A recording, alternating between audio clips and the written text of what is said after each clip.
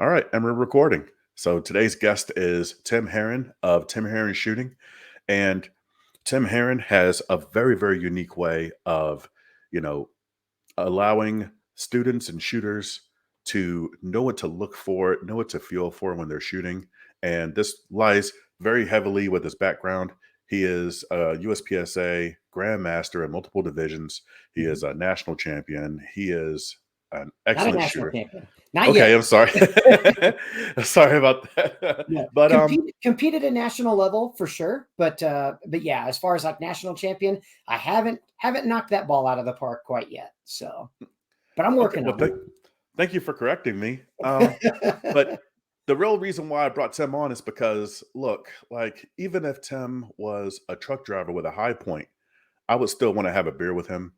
And that's one of the things that I look for when it comes down to folks that I want to shoot with and I want to learn from. So, Tim, thanks so much for coming on today.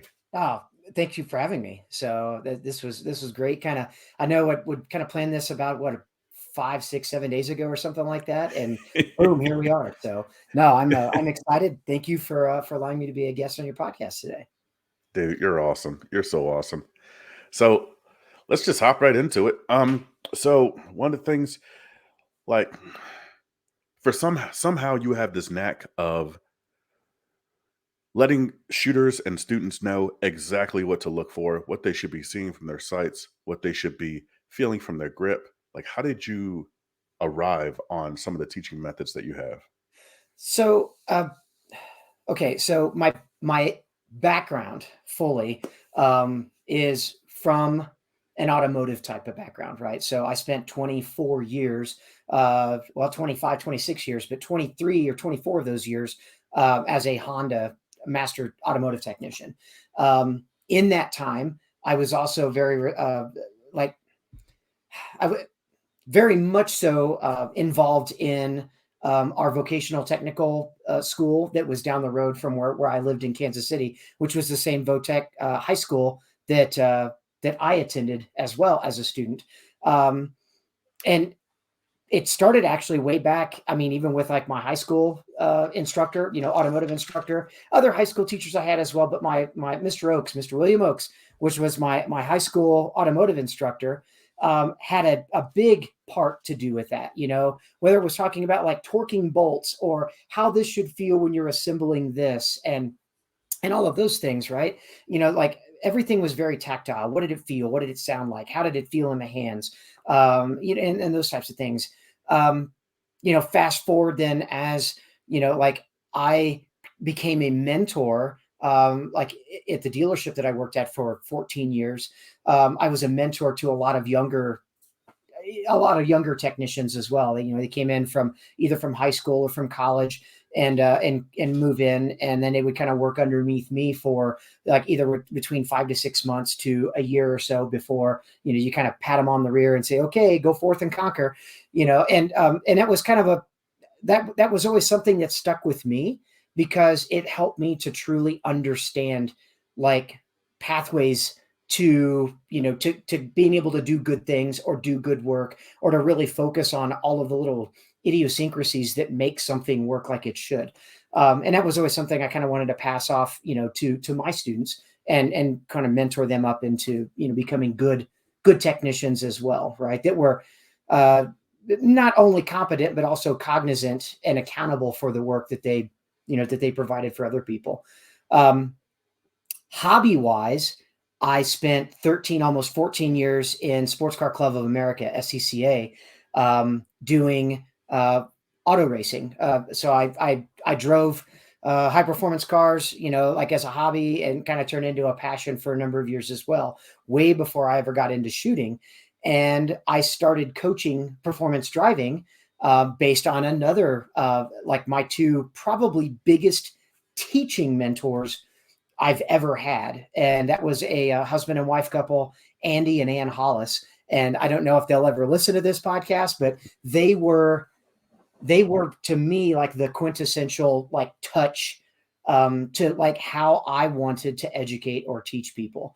Andy had been driving he'd been racing autocross and track days and things like that for God, probably 20 years before I ever even stepped foot in the sport.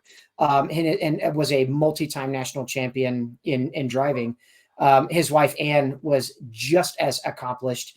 And of course, she was that motherly unit. They had, they've got daughters and things like that. So, but I mean, it was one of those things. They're from Texas, and I had taken multiple classes with Andy and Ann through a driving company called Evolution Driving Schools. And Andy and Ann had been mentors to me as like teacher to student for years. And then when I attained like my first like 2 or 3 podium finishes, because of a lot of their coaching and instruction, like every year I'd want to go, just as we all do, right? Like I still seek out instruction now. But like every year I'd want to go get a fresh, like a refresher course, and I'd go take what we called a challenge course with Andy and Ann both. And I'd also kind of brought up some other drivers at the time that were kind of co-driving with me. And I was helping them along one day after I'd taken like a multi-day class with Andy. And Ann walks over to me and she was like, "What are you still doing here?" And I was like, "Well, I'm helping my friends Randy and Karen, like I'm kind of running pit crew for them today." And she was like, so she looks over at Randy and she was like, "Would you guys be good on your own for a little while? I want to take Tim with me." And they were like, "Yeah." So she just grabs me and she's like, "Grab your helmet. You're coming with me," and takes me over to another challenge class that they were doing and throws me in the back seat with her in the passenger seat and a student in the driver's seat. And she was like, "There's no reason for you to be taking classes as a student anymore. You're ready to teach, and by God, teach." And I was like, what do I do?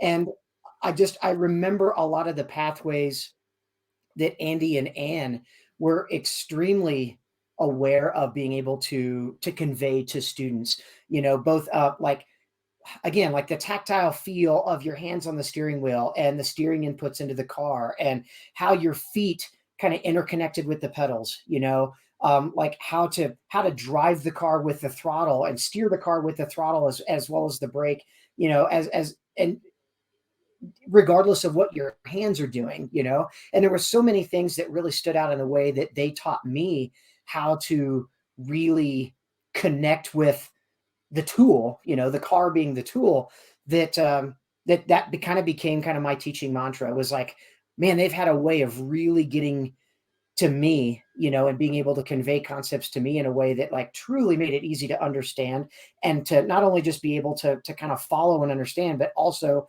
be able to duplicate or demonstrate myself. So that really like that stood out to me like huge, this is how to teach, and this is how to teach adults to do things. Because if it makes sense to me, then and sometimes I can be a little hard-headed. If it makes sense to me, then it's going to make sense to everybody, or it's going to make sense to the overwhelming majority of people, right?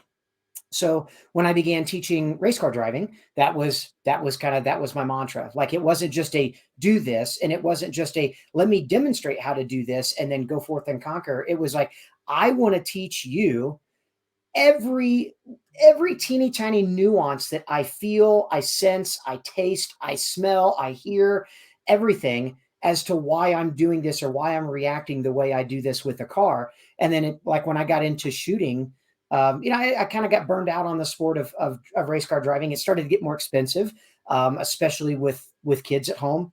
And I had, a few life changes and things that it unfortunately just didn't make it agreeable financially, as well as with the time that I had available to continue racing. So I sold the car, and that's what kind of got me into shooting. Shooting was something I could go to a local range 5 minutes down the way. It didn't take a whole lot of time to do. Lord knows the investment is, a tenth of the price it is to even compete at the highest level as to what it was to compete race car driving wise at the highest level, even in autocross.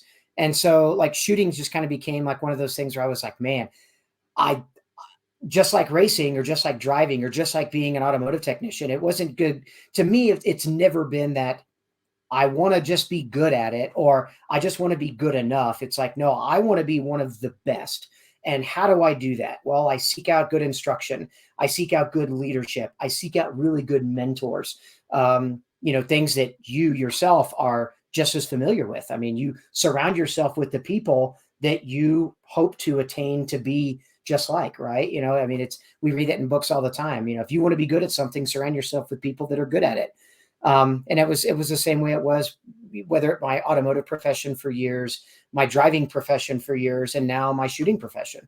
And so when it came to shooting, I think it's what also helped me to to to progress faster than a lot of folks did, because I already kind of had that mental mantra kind of playing in the background. What does this feel like? What does it look like? What does it sound like? What is it, I mean, it just, like, invoke all of the senses, and learn and understand and be aware, like, be 100% present in the moment, and learn from it, good or bad. And that was really good at the beginning. And then you kind of fall into the same kind of practice habits and pitfalls and traps along the way in shooting, where I was kind of like that perpetual B class USPSA guy for a couple of years. And then, of course, I sought out further instruction. And when I sought out further instruction, somebody that rekindled that be aware of everything in the moment, like, understand your process, was Mike Seeklander. And Mike Seeklander has probably, in the shooting realm of things, Mike has probably been the most, again, kind of, I use that word, that quintessential, touch from somebody as a mentor that's really, like, awakened me again to, like, that, hey, you should be doing these things and you should be aware of these things. And if you're doing all of this at one time, you're not aware of all of the little nuances that matter. Break things down, be more aware, and isolate things more. Another guy that was really that really helped me along the way on that too was Ben Steger. Back when Ben and I used to hang out, and we kind of shared a podcast together on Ben's podcast for years. But Ben was really good at being able to do like, have those types of conversations. I mean, he's very much a, kind of a savant when it comes to shooting. And I think it's along his path as a trainer, it's also kind of been that same thing where, like, maybe he's been like, I'm doing this now, how do I figure out how to help other people understand why it's important to do it this way? And so, I mean, and again, it was just taking those same types of approaches from, again, instructors that shared that same nuanced pathway, kind of helped really kind of project me the direction I needed to go, when I determined that, hey, man, I get people asking, how did you get good at this? And how do you do this? And I would love to learn from you. And, like, little 1 or 2 hour kind of private sessions with friends turned into, 3 or 4 hour little small group 4 and 5 person classes turned into full day classes. You kind of know how it goes, and then full day classes turn into, I had a few people kind of reach out and ask, like, hey, would you be interested in teaching, like, a full 2-day class in Idaho? And I was like, oh, I've never done this before, but yeah, I've got a pretty good idea of, like, what I would teach in a 2-day class based on, like, what is important to me. Let me see if I can build a curriculum to, that really touches on those things that are important. And, that was back in I started kind of teaching part-time 2015, 2016. And then by 2017, it'd become pretty well full-time. And in 2018, I left the safety net of a 24-year career in the automotive industry, packed up all my stuff, moved from Kansas City, Missouri to Albuquerque, New Mexico, and kind of set up shop here and started teaching full time. So 2023 starts my 5th year doing this as a full-time profession. So, Man, that's awesome. Just for the record, he's going to be up here in Memphis, Tennessee, on February 26th, right? I believe so. Yep. I think it's 26th. Yeah. So, and I'm really excited for that class. When I first met Tim, it was at TacCon, and I took one of his modules, and he was like, "Hey," he took my hand and he was like, "Hey, this is what I'm feeling for with my grip. Like, I want you to feel like this, and this right here is what your trigger should be feeling like." And I'm like, "Okay," because I was able to feel it, not just to watch someone else do it, but I was Mhm. able to feel it. And then while we were shooting, that was what I was feeling for. So, like, the stuff like that is absolutely incredible. Yeah, and I honestly, like, I am I fear saying I came up with that, it just because there is nothing in the realm of shooting, right? Whether it be pistol shooting, rifle shooting, performance shooting, defensive shot, I don't care what, the entire spectrum of shooting. There's nothing to me that like in the last 5, 10, 15 years that has been like, you can pinpoint one person to say, oh, they invented that concept, or it's just not there. So I'm very hesitant or apprehensive to say, hey, I came up with the handshake thing, because, and I don't know where I might have picked up on that. I really don't. If I did, I would give full attribution to whoever I picked it up from. But it was just something that stood out to me. Like how do you convey to somebody how to truly kind of feel what their grip pressures should feel like, how they're exerted on the gun, and to what extent with each hand. And so to me, it was just kind of one of those things that honestly, I think I was working with a student, just like a single kind of one-on-one, private coaching session one time. And it was just one of those things where I was like, man, how are you gripping the gun? He's like, wow, I'm gripping it hard, and I'm gripping it harder. And I'm doing what all of these other people say to do. And I was like, okay, great. And I was like, man, how do I'm like, you know what? I want you to shake my hand. I want you to apply as much grip to my hand as you're applying to that gun. And man, as soon as he put his right hand out and like snatched up my hand and he gripped a hold of it, I was like, holy cow. And I was like, all right, so like, how are you manipulating the finger? And so he releases my hand. I was like, no. I want you to continue like crushing my hand the way you are, but I want to feel how you're manipulating the trigger with just your trigger finger. I was like, so just think about like pressing or pretending to press a trigger. And when he did, and you could feel his entire hand squeezing, like as a result of having too much grip pressure like built on the gun and him not being able to fully isolate that finger. I was like, man, like back your pressures off a little bit. Like that is a ton. Like how do you even have anything left over like bandwidth wise to get that finger to work? And he was like, I really don't know. And so you squeezing and squeezing and squeezing. I was like, okay. I'm really curious now, but I got to feel it by itself. So I reached out my left hand. I was like, squeeze my left hand with your support hand as hard as you typically do. And he was like, he had to think about it for a minute. And he goes, and he latches on. But the hand pressure was just so kind of lacking in comparison to what his dominant hand pressure was. And I was like, oh, this makes total sense now. Like this gives me an understanding of where you're coming from. I'm like, okay, shake your hands out, right? And so he shook his hands out. I was like, I want you to feel how I approach the grip. So I shook his hand and kind of did the same thing. And I was like, now, do you feel any part of my hand moving against your hand at all when I'm pressing, pretending to depress a finger? And he was like, no, not at all. And I was like, right.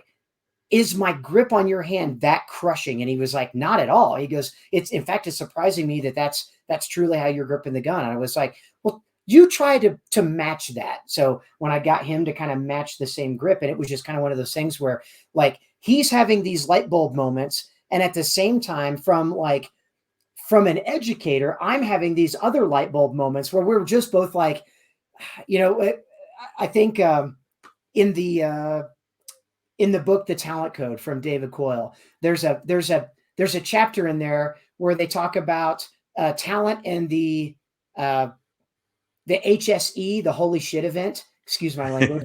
No, it's fine. Yeah. We both have those like that.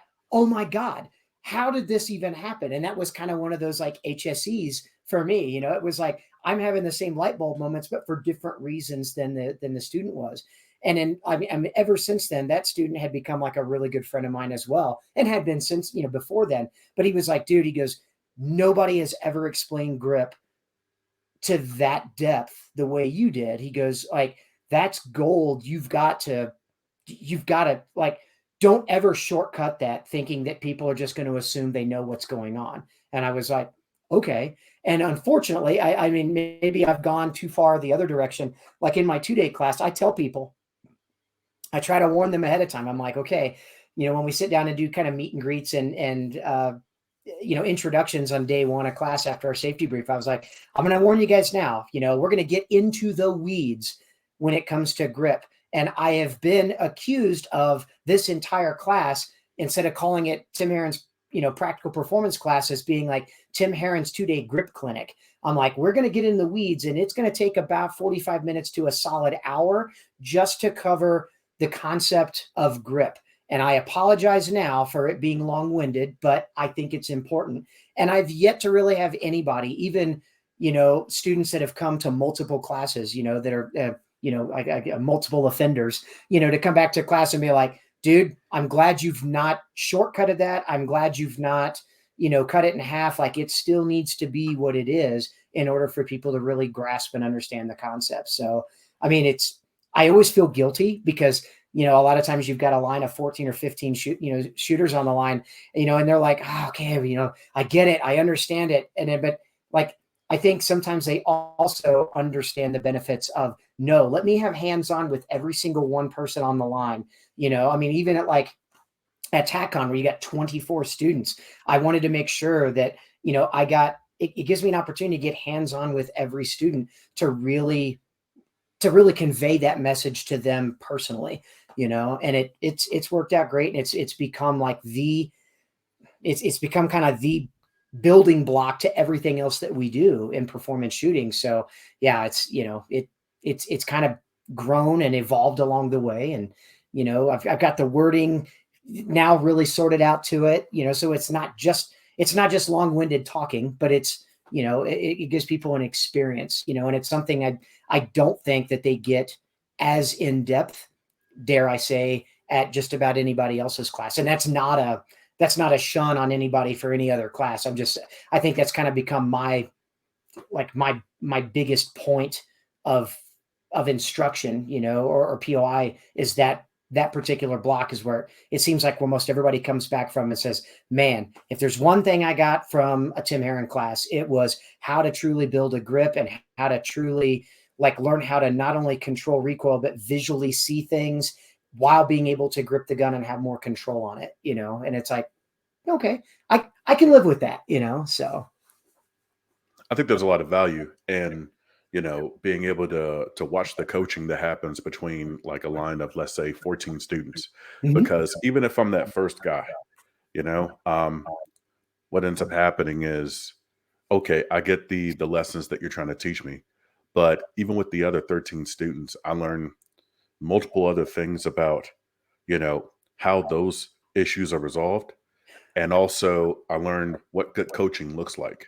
I learned like what that Right. style looks like. So And there's if a lot of I crossover too there, right? I mean, yeah, so I started doing, um, the end of 2021.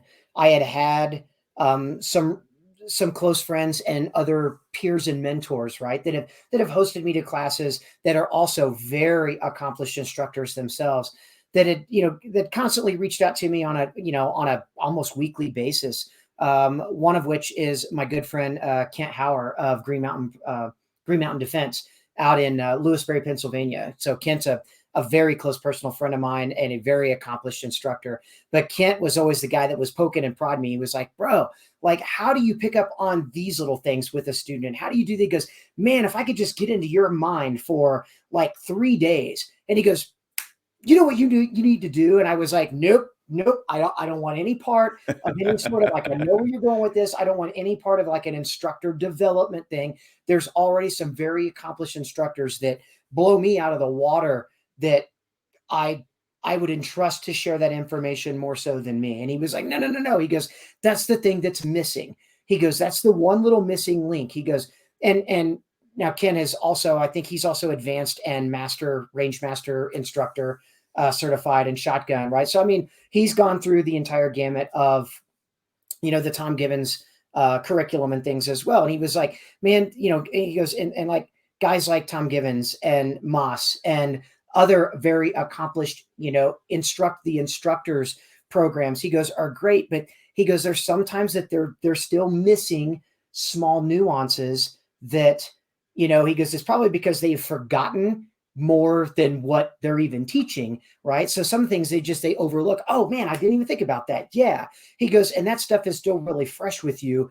You would be doing a disservice to students or to other instructors by withholding that just to yourself. He goes, man, you need to find a way to bottle that and market it. And I was like, no, man, I'm not.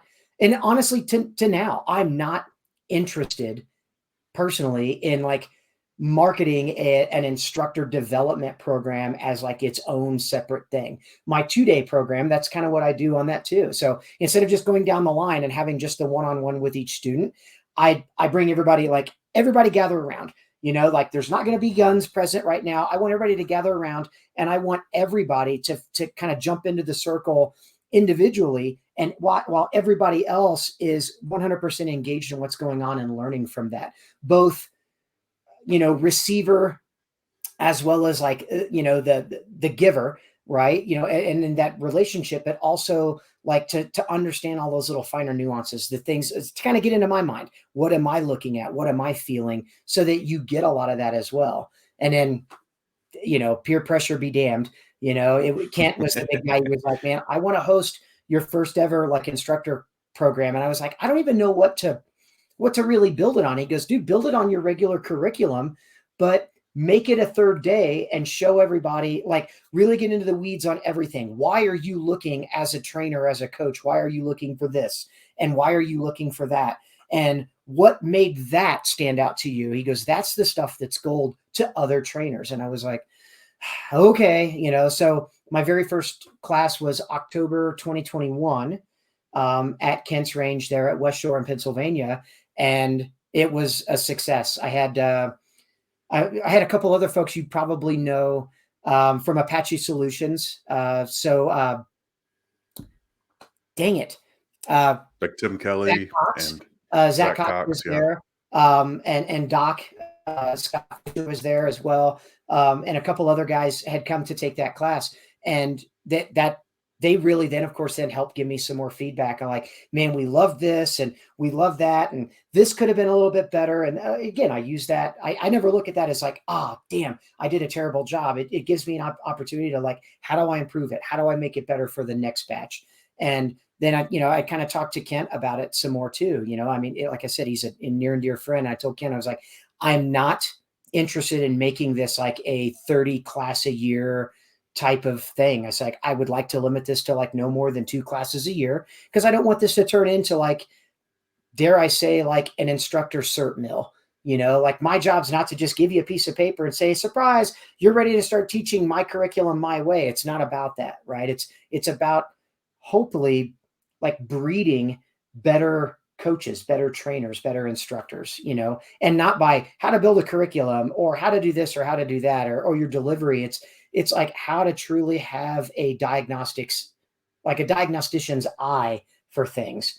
Are there certain things that you're missing that you should be paying attention to? Are you looking too hard at something that in the grand scheme of things doesn't matter? Right. So learning kind of how to balance those things out just to build better coaches. And so that's kind of what developed my 3-day curriculum as far as instructor development. But a lot of the instructorship details, if you know what to look for, like instructor to instructor here, if you know what to look for, a lot of the same, that a lot of the details are in even the 2-day course that you can pick up on and get a lot from. So, and the way I look at it, it's not a secret sauce kind of thing. It's not a, well, you have to pay for this education. I mean, you know me well, like I'm involved in a lot of groups, like whether it be Facebook or Instagram or things like that, where I love to share information because I have a passion for getting better myself. And to me, the bigger passion is seeing the successes and the progress in other people. And it's not a like, oh, look at what I helped that person accomplish. It's like, it's truly a look at what that person was able to accomplish with just a little bit of input or a little bit of, a little bit of repair here from all of these different sources, whether it was from Mikos or it was from Tyler Tharp or it's from, Chris Bean or myself. Like, it's just like, I look at it as a whole, kind of like that, like it takes a village mentality. And I don't know, I feel like it's got me doing it for the right reasons and not just, the fact that I get to earn an income doing it is just like the true blessing. But even if I didn't, and I had to go back to wrenching on cars tomorrow, I think I would still be just as involved. And I think that's also what keeps me hungry for it, and kind of staves off the burnout, is because there's a balance there of like success in my own shooting, but also like really seeing the progress and the success of other shooters, friends, students, family. You know, it's I just I'm just stoked even talking about it. It's just exciting. I'm excited too. Like this stuff is really exciting. Um, we talked a little bit about diagnostics. And that's part of the reason why I come to classes like yours and classes like Tyler's and Chris. Like that's part of the reason why I come to class, because what it does is confirm my technique with, some quality coaching. And I noticed that a lot of folks, the reason why they don't practice as much as they should, especially in dry practice, is because they're afraid of developing training scars. They're just not sure if they're doing things the right way. So, do you have any guidance for folks like that? I yeah, and I think it goes the same for a lot of instructors and trainers too, right? I mean, I know 2023 this year is going to be. I'm hoping, knock on wood here, my busiest year yet. And 2022 was like pretty amazing for me. I mean, I'm a one man band, right? So I do all of my admin. I do every email. I do follow up emails with every student of my 2-day classes, right? I mean, that's something that a lot of instructors don't do, and I think it's a neat way to continue a relationship beyond just, okay, we've done 16 to 20 hours in a class together. Thanks for your time. Thanks for your money. Hope you got something out of it. Don't ever call me again. It's a great way to be able to keep that communication line open. But I mean, I do all of that on my own, as well as every phone call, every range call, every instructor cert, and teaching classes and all the travel. But at the same time, so I did 39 or 40 individual 2-day classes. A couple of those 2-day classes had like an additional day or whatever tacked on. I think I ended up somewhere around the neighborhood of like 43 or 44 classes for 2022, which was quite the undertaking for, like I said, a one man band. But I still made, and I say all that kind of long winded to kind of segue into, it's still important for me, um, even feeling like a somewhat accomplished competitor, to still compete, still feeling like a somewhat accomplished instructor, to still get guidance and coaching and instruction from other instructors and coaches to sharpen my skills, so to speak. Um, so towards the end of the year, I generally, like in November, try to kind of ramp down things a little bit to give me a couple of weekends to then try to fill the void, so to speak. Like, wow, it's not just I get to sit in my pajamas at home and do nothing. It's like, okay, cool. Who's coming close? Who could I travel to? Who have I not had an opportunity to train, to learn from, to see how they teach? And it's important for me. I would say also, for other instructors, if you're filling your entire curriculum, your entire year with your own curriculum to teach, that's great. And keep it up, but uh, don't dismiss the value of training with somebody else, whether they're a better shooter than you, whether you're a better shooter than them, whether you feel you're more accomplished than they are. Like, leave ego and pride out of it completely and just go open minded as a student, and I think there's a ton to learn from that. So, like this past year, uh, November 2022, I had a break in my schedule and was able to go with my best friend, AJ Zito, to down to Casa Grande, Arizona, um, and attend a Mike Seeklander, Rob Latham class. It was a joint 3-day class that they teach called The Bigger Circle, and it was it was great and very eye opening for a lot of different reasons. Shooting wise, and Robbie tried to tell me months and months and months ahead of time. He was like, "It's not for guys like you, as far as the shooting aspect or the curriculum." And I was like, "I don't care, Rob. There's like, I've never had an opportunity to train under your tutelage, like, and pay you for your time. I want that, but I want the experience also from one trainer to another, to kind of just learn how you convey information. Like, I'm going to learn something, right?" And he was like, "All right, if you want, yeah, sign up." And so I did, and there was no apprehension at all. I'm glad that AJ and I both are glad that we took the course. Shooting wise, yeah, I don't want to say it wasn't up to our snuff or anything like that, but we weren't necessarily the best shooters in the class. There were a lot of great, well accomplished shooters and high skilled shooters in the class. There were also a lot of brand new shooters in the class, and it was great to see, like how Rob and how Mike identify each and kind of separate their time and approach instruction with both ends of the spectrum and everything in the middle. Again, for kind of the same reasons. Like it kind of validated a lot of ways that I approach teaching, with a variety of line of folks on a shooting line in a class, as well as like, again, kind of help validate I'm doing that right.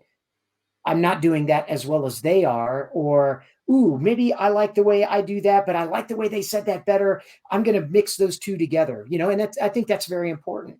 And it allows you to keep your eyes open so that you don't kind of get stuck in your own echo chamber, I guess, I and think I it grows the entire community too. absolutely, absolutely it does. So, and it was a great experience. So, and then this year, I haven't decided who I'm going to attend or what class I'm going to attend yet. I've got all year to kind of make that determination. But yeah, I do the same thing. I think I've got like 1 or 2 weekends within this year that I don't have a class scheduled or I don't have like a match scheduled, that are also kind of outside of the realm of just, okay, this is like a weekend home vacation time. I need a break, but like okay, I'm going to fill this voided weekend with a class someplace. So, and I still like to be a student just as much as anybody else. So, but yeah, I mean, whether you're a trainer or whether you're a first time student and you kind of feel like, man, you've got to, a lot of it is a pride thing. A lot of it is like a self-served ego, like, well, I'm the best of all of the buddies that I go out and shoot with at a range, and they've gone and taken classes and I'm still better than them. So what am I going to get from a class? You're going to get a lot, whether you think you're the best or maybe you're afraid like, man, I'm not that well of accomplished shooter. I might be a liability to myself or somebody else. Man, both ends of the spectrum themselves would lend themselves hugely to going and getting some instruction, going and seeing a trainer. Maybe not even a 2-day class. Maybe find out what trainers in your area and seek out, even an hour or two of personalized instruction with them. It doesn't have to be in a group, but getting guidance along the way. And I can say this from a person that has worked very, very hard to get where I'm at. And I'm not ashamed or afraid to admit that I'm not self-taught. Like I think it's great when guys are like, well, I'm completely self-taught, never had any instruction. And look at all of these titles that I've won or all of these achievements I've made. Man, that's great. But you are an outlier. You are not the norm. And I'm certainly not an outlier there. I'm well within the norm. Like I've had to work my tail end off to achieve the level of shooting and the level of skill that I have. And it's not been without a multitude of mentors and leaders and coaches and teachers and friends that have all been more than willing to kind of wrap an arm around me and take me under their wing and help me along the way. And surrounding yourself with good people and good mentors it's critically important.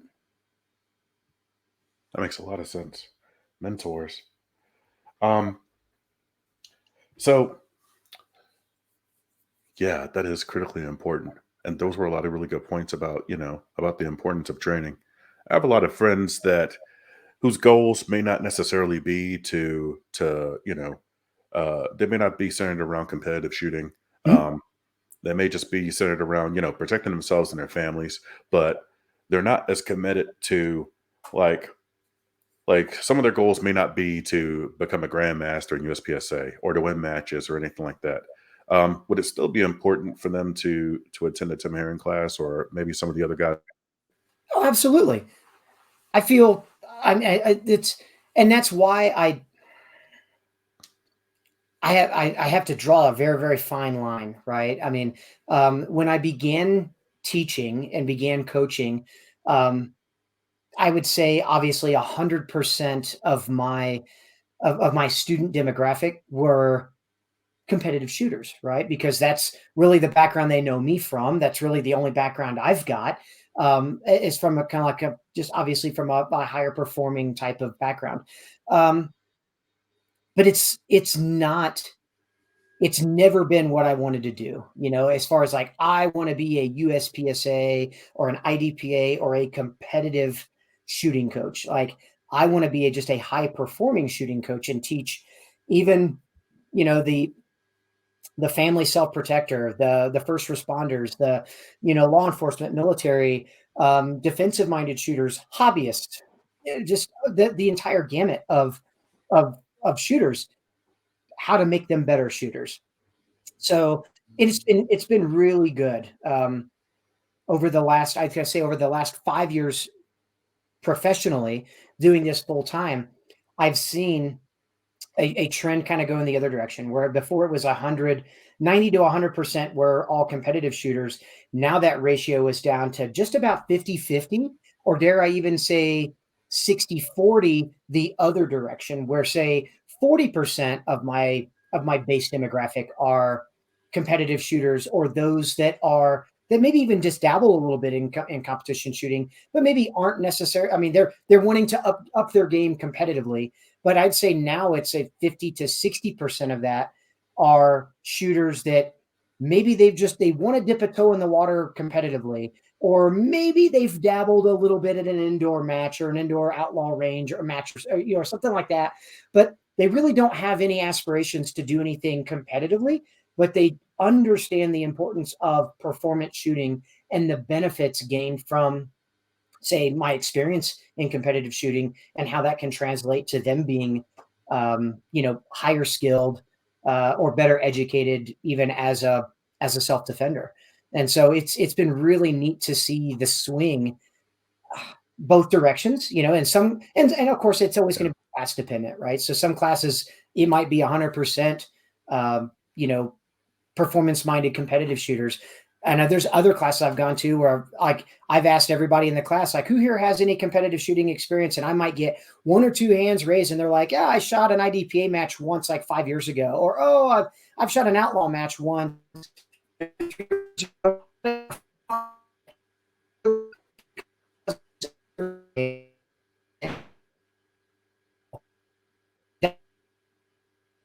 Tim, I think I'm losing your audio here. Can you hear me now? Yeah, I got you loud and clear. There we Okay. go. I Yeah. lost the last 30 seconds though. Would you mind Oh, recapping just a little bit? no. So yeah, like I said, it's been really neat. The ratio has kind of switched both directions, going from all competitive shooters to now 65%, I would say, of my classes now are primarily, self-defenders, or those that are just, they want to build a higher level of competency, behind a gun, and they kind of trust and understand the value, I guess, I bring, from a competitive background, of just being like a better gun handler, better shooter, and that's important. So I try not to market my classes as, like, purposely market the classes as a USPSA or IDPA competition class. I kind of thought long and hard on, the term or the name of my flagship class as just practical performance, right? So it envelops practical shooting, both from a competition standpoint, but also like a practical standpoint, which is how USPSA and IDPA really began and evolved. As they were, it was a like a combative art, and learning how to kind of compare which martial art was the best, and in learning, and like each person learning from that. And that's kind of what I want to be able to carry on, that same legacy within this class. So practical performance. And we do, I utilize like a USPSA style or IDPA style stage, right? That everybody shoots as a class, as an individual, but I don't do it for okay, let's learn better stagecraft. Let's learn, how to shoot this stage at the absolute pinnacle of our performance, because that's so important. I use the stage, and we only shoot the stage like 3 times in a class. We revisit that stage, but it's during particular portions of the class where it's most important, and we use the stage as a way to evaluate your ability to basically be able to put forth what you've learned in class and be able to execute it right then and there. Like how to execute the things that you've learned and how to approach it a little bit differently or a little more open-mindedly. So I use the stage itself, like USPSA stage, as a way to basically just assess a student's progression through the class, right? And at the same time, it gives them an opportunity to see concepts in action and seeing the immediate progress, right? Or the immediate gains by being able to apply those things right then and there. Like being able to shoot around cover and the importance of having the gun up ready to shoot, the importance of leading from one target to the next with your eyes first and being able to see that and then see the times immediately come down and be like, see, that's not just a neat concept. It's a concept that truly has benefits, and you're seeing these benefits firsthand right then and there. And it gives other people an opportunity who may not have any competitive shooting experience to kind of dip a toe in the water a little bit and be like, oh man, that was a lot of fun. That's way better than just standing in a lane at my indoor range or my outdoor range and just shooting at one target. And then also getting to share in the camaraderie where everybody in the class is encouraging everybody else in the class to get better and to do better. And, the high fives and the the woos and the screams and the yells and the, and the cheering. And it's great to have people experience that too, because those are the things that keep me coming back to shooting competition. Like I love going to matches and shooting with a great squad of people, because we all, even if you're competing at the pinnacle, trying to beat that guy, you're still coaching that guy, or cheering that guy on to do the best he possibly can. And that is so cool. I mean, we didn't even get that in racing, I mean, in racing, it's great. But I mean, in the shooting sports, it's just a different animal, for the most part. I mean, most everybody's encouraging and wants to see everybody performing at their best, even if you're direct competitors with each other. And it's Dude, I cool. can't wait. It's cool to share that experience with students and let them know that, like, as a whole, yeah, sometimes there's some soggy bottoms, in this industry that try to, kind of try to rain on people's parades. But I mean, the overwhelming majority of people love to share, love to help, love to assist, and love to guide other people to, to get better, which is cool. Dadgum. Yeah. Tim, you had a monster of a year like last year in 2022. Like you did some work with like Brian Hill, the complete combatant. Like you were talking about, um, Rob Latham and Mike Seeklander. You made it out to the Rangemaster Tactical Conference. Mhm. I don't know if you made it to any other conferences. Like, are there any other conferences you're looking keep your eye Man, on? unfortunately, my teaching schedule, like, really, really limited how many other conferences I could get to. I really, I've been asked multitudes of times by Stephanie Widener and John Correa to be part of the Active Self Protection Conference, and unfortunately, we've just never been able to get the schedules to line up to where I've been free that same weekend to go and help there. Riley Bowman, who's also one of my most near and dear best friends in the universe too. And Riley does his, his concealed carry conference. And unfortunately, I haven't been able to be a part of that one as well yet. But I'm looking forward to, hopefully being able to get out and be active in more conferences. Yeah, having the opportunity to be able to teach alongside Brian and Scott Jadlinski, and then of course, like I said, Scott and I are best friends, AJ Zito, and having AJ be, the main AI for all three of us for that weekend at the Quest out at Brian's place in Dahlonega was a great experience, and one I'm really excited to do again. I believe Shelly is hopefully going to have me back maybe in 2024. So, and I'm really excited for this year because AJ's taking my place as the guest instructor for the third day for there, and people get to learn from AJ Zito as well. And I'm super excited for AJ to really get to step out and kind of lead instead of just being an AI, but really get to see everybody see the diamond that he is as a coach and trainer as well. So yeah, I love getting to go to conferences and share and give back as much as I can. I'm very excited. I'll be back at TACCon again this year in March. I believe Tom and Tiffany have got me down for, I think, all 3 days again, but instead of just, fortunately, kind of to my benefit a little bit, it's not all 3 days, the 4-hour blocks. I think I'm doing one 4-hour block, and then I'm doing a couple of like new and fresh 2-hour, 2 2-hour blocks, like one-handed shooting stuff that I'm really excited to kind of to bring to the folks there at TACON, and which is great because for me, I get so busy doing 4-hour blocks, I never get the opportunity to go and attend other, uh, other instructors' blocks. So this time it's like I finally get a little bit of a kind of a break in between to go learn from others and share their successes. So I'm excited. Man, that sounds exciting. That is awesome. Yeah. So if folks want to train with Tim Herron, where do they go to?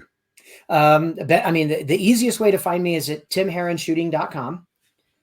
Which is my website, and it's got, if you're interested in classes, it's got my schedule, everything that's on my schedule that I've got enrollment and registration already open for. The links are there as well on my schedule page. There's a little box that's got a map that kind of shows little tags of where I'm going to be all over the country this year. And then underneath that is another box, like on your mobile phone. I have a little box, and it looks like there's one class up there, but if you just scroll on that block or that box with your finger, and it'll scroll up, and it's got my entire list of every class on my schedule this year. And if registration is sold out, it says so. If registration's open, there should be a link. I'm also, once we're done today, that's my other big thing to finish up. I've got, I think, 4 or 5 other classes to open registration and things for, or get back and forth with hosts on. But yeah, I mean, the website's the easiest way to get a hold of me. There's a email me if you've got questions or concerns, or want to set up private instruction, things like that. And I try to respond to those with like well within 24 hours. You can also reach out to me on Facebook, Tim Herron, which is just my regular Facebook page. I've also got Tim Herron Shooting as a Facebook page. I've got an Instagram, social. I'm all over all the social medias. Tim Herron Shooting on Instagram, and then I've got a YouTube channel as well. With quite a few like how-to videos and helpful tips and trick videos and things like that. It's got a little exhibition shooting and stuff that I like to have fun with time to time, and match videos and things, which is also Tim Herron Shooting. So the only social media I'm not on now is Twitter, for obvious reasons, because no. Folks, if you're not following him on social media, you're like, I was able to find like several live streams where Tim will just get on Instagram, and he'll just do a Q&A randomly, or he'll just talk about a topic, and I'm sitting there taking notes. Like, if you're not following him on social media, you're seriously missing out, guys. Yeah, I appreciate that. Thank you. And I appreciate you for coming on. Tim, thanks a bunch for coming on. Oh, dude, thanks again for having me. This has been great. I just really appreciate your time. This is wonderful. Thank you so much. Thank you. Folks, thanks a bunch, guys. Welcome to Memphis.